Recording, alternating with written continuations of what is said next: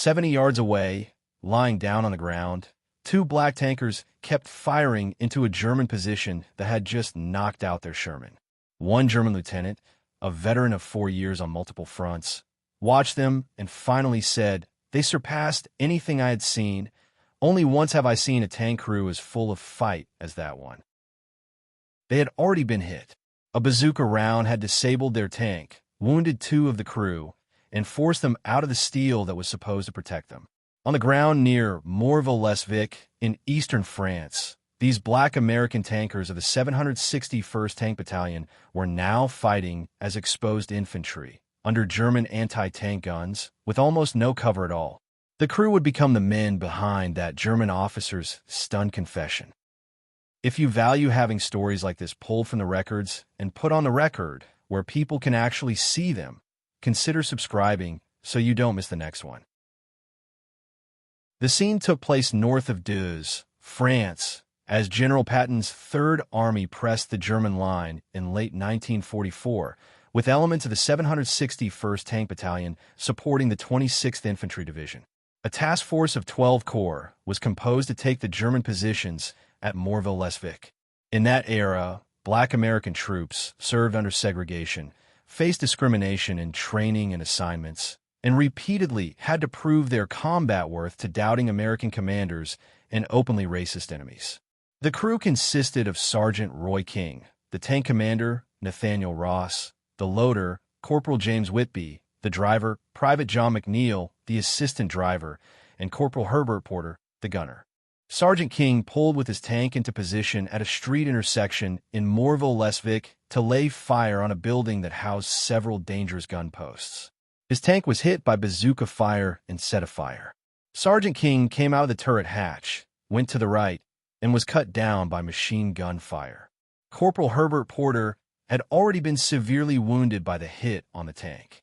Private First Class Nathaniel Ross Jr. exited through the turret hatch with King, but dismounted to the left while the fire was coming from the right, and avoided being killed like King. However, Ross was still wounded. Technician 5th Grade James T. Whitby and Private John McNeil came out through the escape hatch, bringing their submachine guns, grease guns, with them. McNeil used his weapon to eliminate German infantry trying to reach an anti-tank gun and place fire on the upstairs machine gun nest that had been raking the street. During that brief lull, Whitby re-entered the disabled tank through the bottom escape hatch and manned the .30 caliber machine gun, knocking out several enemy machine gun nests and a bazooka team in an upstairs window so the infantry could finally move forward. 7 tanks got through after that obstacle was cleared. Whitby and McNeil stayed under and inside that disabled tank for 3 long, painful hours, holding the line for dead and wounded infantrymen lying in the street, until the town could be taken. The men of the 26th Infantry Division, supported by these tankers, held their ground, pushed forward, and eventually closed with the remaining German troops, either shooting them down or forcing their surrender. When it was over, the German lieutenant, who had served for 4 years and was now a prisoner, said, "Only once have I seen a tank crew as full of fight as that one, and that was the crew of a Russian tank knocked out and in a similar situation." In a single firefight outside a French village, a crew of black Americans, Humby, Dade, Whitby, McNeil, and Porter, forced a veteran enemy officer to abandon one of the core assumptions of Nazi and white supremacist ideology, that black soldiers could not fight as well as white soldiers. The story, reported in a newspaper article as well as the unit's history, is just one case where the actions of black Americans forced white people to change their racial prejudice. Incidents like this are not reported in the official after-action report that most readers ever see. Those historical gaps matter. The combat histories of black American units in World War II are far less known than those of white units, even when their actions were just as decisive and just as costly.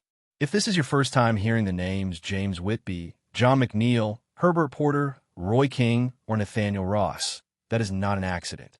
That is how segregation and selective memory work in our history books. The German lieutenant who fought against them understood what too many Americans still overlook. There was nothing inferior about these men, their courage, or their service. If you want more carefully documented, source-driven stories like this, stories of black tankers, infantrymen, airmen, and sailors whose actions change the course of battles but rarely make it into the standard histories, I invite you to subscribe and stay with this channel as we continue uncovering the record of black American military history, one name and one hard-won firefight at a time.